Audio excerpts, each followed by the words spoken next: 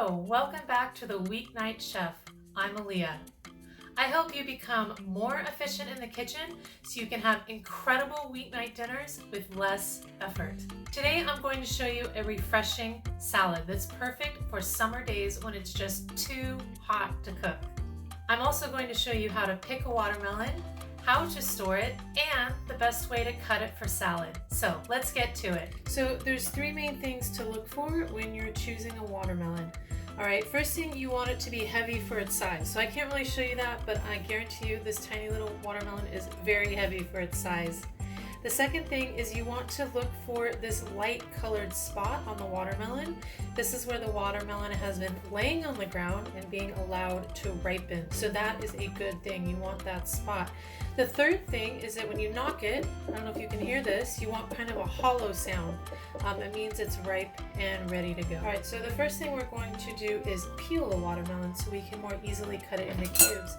And to peel it, I'm going to cut off the bottom and the top to get a more stable surface to cut it. So there we go. My watermelon is now nice and stable. It's not going to be rolling all over the place. Actually, let's see.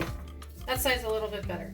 And we're going to just, using one of my biggest knives, this is actually my bread knife. It's a big serrated knife. You want to use the largest knife that you have. And you're going to just follow the curve of the watermelon around and take off the peel.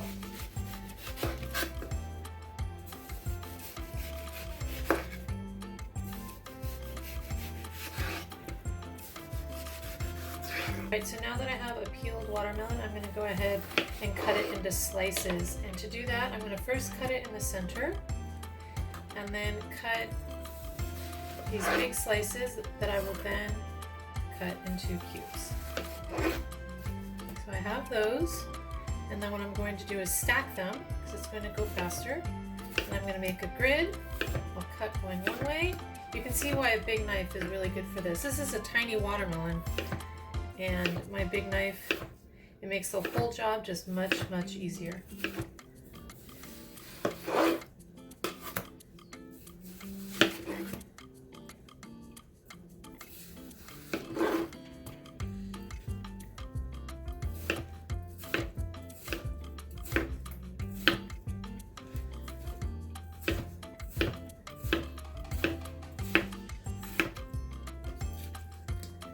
Alright, so now that the watermelon's cut, I'm going to get to my feta cheese.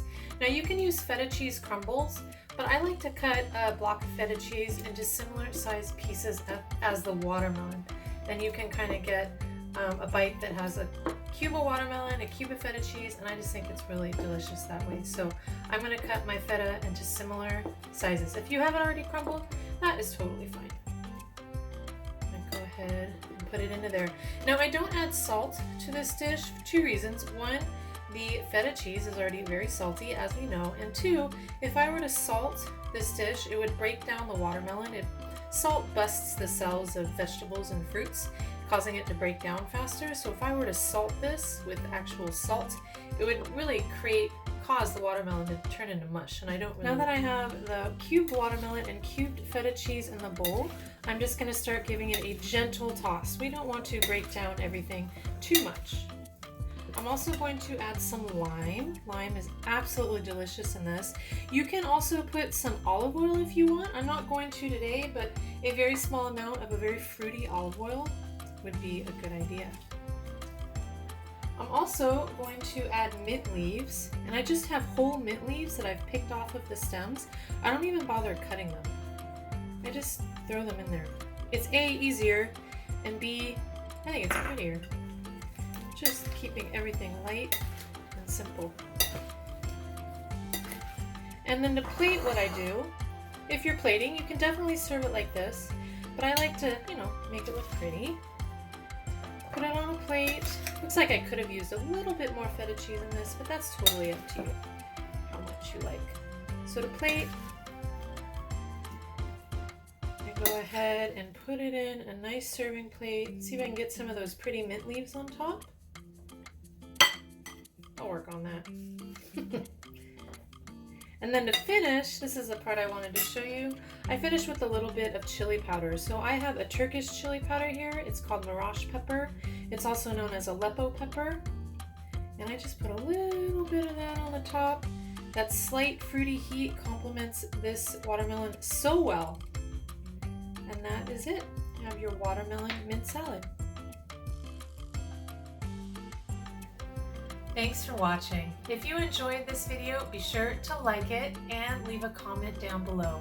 And check out my channel for other videos that will help you have more incredible weeknight dinners with less effort. I'll see you next time.